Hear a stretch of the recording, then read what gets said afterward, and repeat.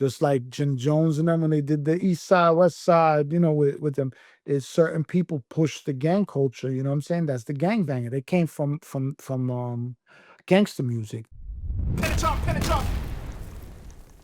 But you made a good point earlier about the whole drill scene and everything, and it shows like kind of how hip hop and the streets are always tied together in one fashion or another, right? It's always like pushing each other. So how do you feel hip hop has influenced like the gang culture and vice versa? I mean, you gotta also understand there was mega stars that were pushing the gang culture across the world, bro. You got dudes like, like The Jim Game, like Jones. Lil Wayne. Jim Jones wasn't really like an international artist. Like I'll say like Jim Jones and he kind of was one of the influences in New York because of the whole Dipset wave, but a lot of them wasn't all But he was blood. the one that was pushing blood, like But one of the the rest of hardest, them right? wasn't blood. The rest of them wasn't blood. Everybody's saying that the rest of them, Camet was never No, no, nothing. I know, but I'm talking But about Jim him Jones, yeah, specifically. him specifically is one of the main people that pushed the blood culture in New York. You Right. know, a lot of people attribute Baby and Lil Wayne becoming blood through the New York fashion, through Jim Jones or whatever and whatever. But remember you had superstars like you got dudes in Africa doing the Crip Walk because of Snoop Dogg. So a lot of artists at high levels of entertainment were pushing the gang culture, and it made Cardi it. B.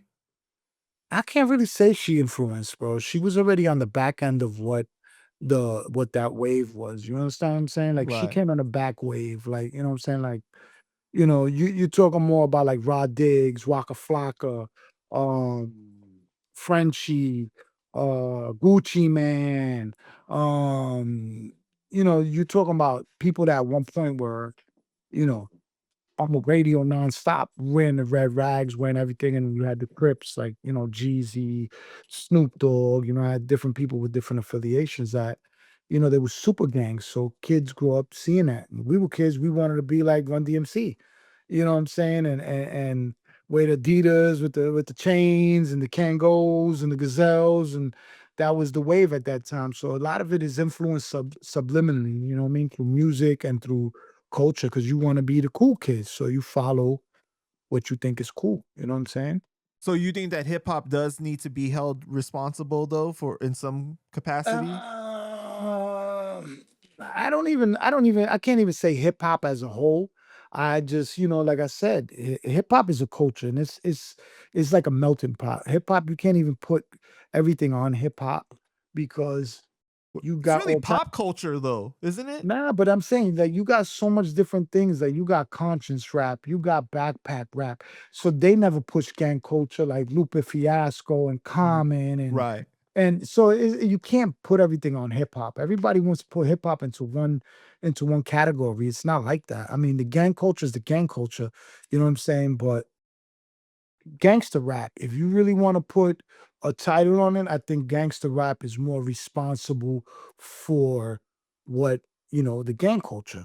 If you want to say gangster rap, and it started out as gangster rap. It wasn't really gangs, but then it started, you know, just like Jim Jones and them when they did the East Side, West Side, with them, is certain people push the gang culture. You know what I'm saying? That's the gangbanger. They came from gangster music, like NWA, New York. At one point, the thing with New York is New York had a lot of its own culture because it didn't participate in the gang culture. New York was gangster on its own. Every block had its own crew. Every block was a different thing. Mob Deep, it was a different.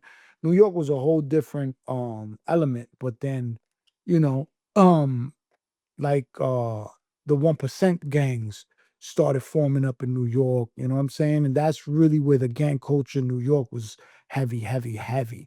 A lot of people say that it came from the West Coast. The gang culture in New York's been here before the Crips, before the Bloods, before all of them.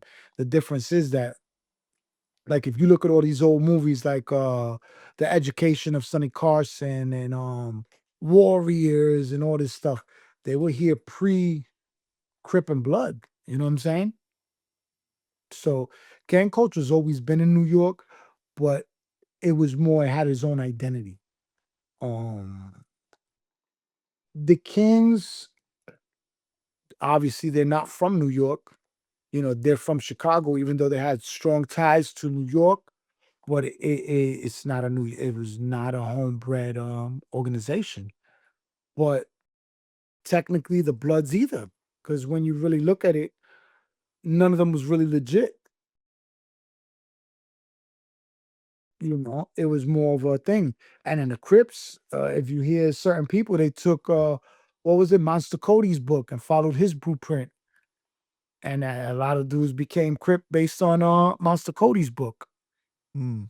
You know what I'm saying? So it's just different. I think that New York at one point had its own identity.